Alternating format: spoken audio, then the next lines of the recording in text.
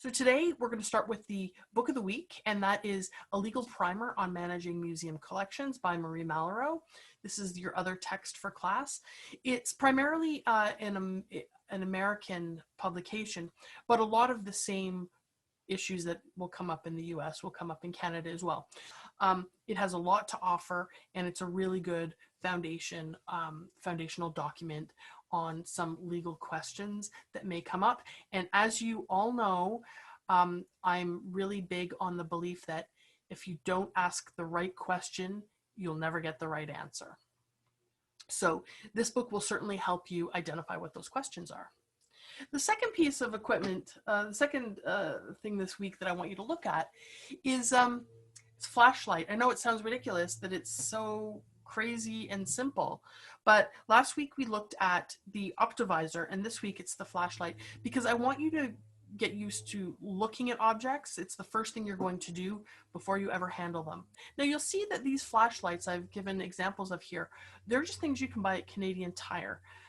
Nothing terribly a high end or fancy. I mean, these flashlights are all $50 or less.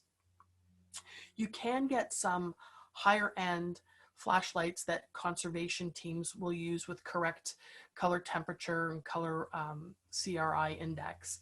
But for our purposes, if you're just illuminating an object for a condition report, this is exactly what you're going to need. So what you're going to look for is something that's good quality.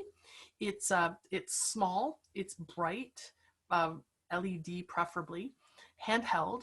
An adjustable beam is always helpful, so you can laser focus it, or you can have it a little bit wider, and a wider beam without distortion. So some really cheap flashlights just give you that kind of donut effect.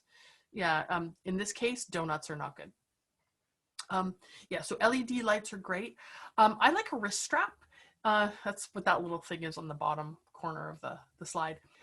The other thing you're going to want to consider, depending on whether or not you're traveling as a courier or what have you, is batteries. Most of these kinds of flashlights just have disposable AA or AAA batteries, and that's great, especially if you're traveling as an art courier. Once you start traveling out of your home country, you're looking at different voltages and that kind of thing, and so you don't want to have to bring an adapter just to charge the battery on your flashlight. So just something to consider, in the eventuality that you travel a lot. The final thing I want to say about flashlights is the button position. It sounds a little bit crazy to have to worry about the button position, but on the flashlights that I've shown here on the right, the top one, it's actually the one I have, the button is in the bottom, so you can easily turn it on and off with one hand, and you don't have to change your hand position to turn the light on and off. Whereas the one that's in the middle, it's also a mag light. It takes two hands. You have to, twist it. And then in the example on the bottom, it's a lot like the one at the top, but it's got a little thing you can put it in your pocket. So those are some of the things I want you to think about with a flashlight. And you probably didn't even know you needed to think about things like button position on a flashlight. But when you're looking at an object, you're not going to want to have to use two hands, and you're not going to want to have to fiddle around for the button. You don't want to have to change your hand position at all. So something that's comfortable, something that's got a wrist strap, if that makes you feel more comfortable. I know it does me. Those are all things to think about. The organization of the week that I want to talk about is UNESCO. There's so much to say that I'm actually not going to say anything. We've already touched on UNESCO a fair bit in class in terms of some of the international conventions that relate to the protections of cultural property, and how we have actually enshrined those conventions into our own laws. So the UNESCO is really an international body that's so foundational when it comes to managing and protecting cultural heritage. And I'm sure other classes that you're taking have touched on UNESCO as well. It's certainly something that's worth taking a look at, even just taking a look at the index of things and different conventions that they're part of. Everything from underwater archaeology to, cultural property in war-torn areas. UNESCO is definitely one of those organizations that is involved in a lot.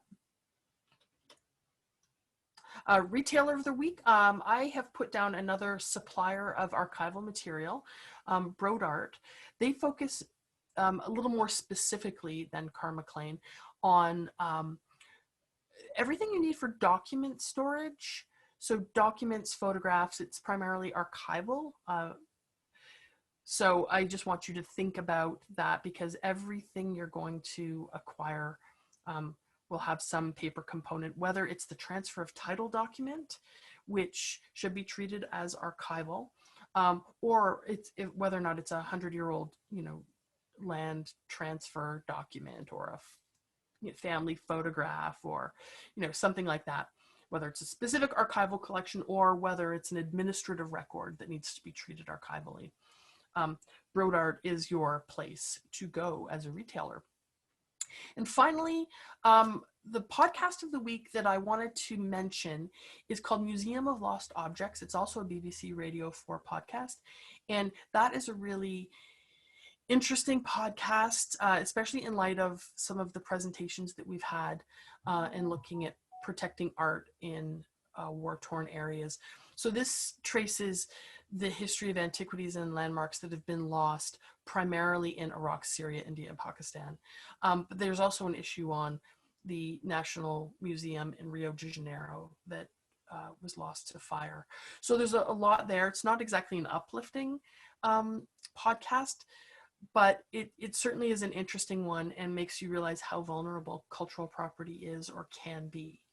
So so take that and enjoy. Next week, we'll come back with another segment. In the meantime, take care.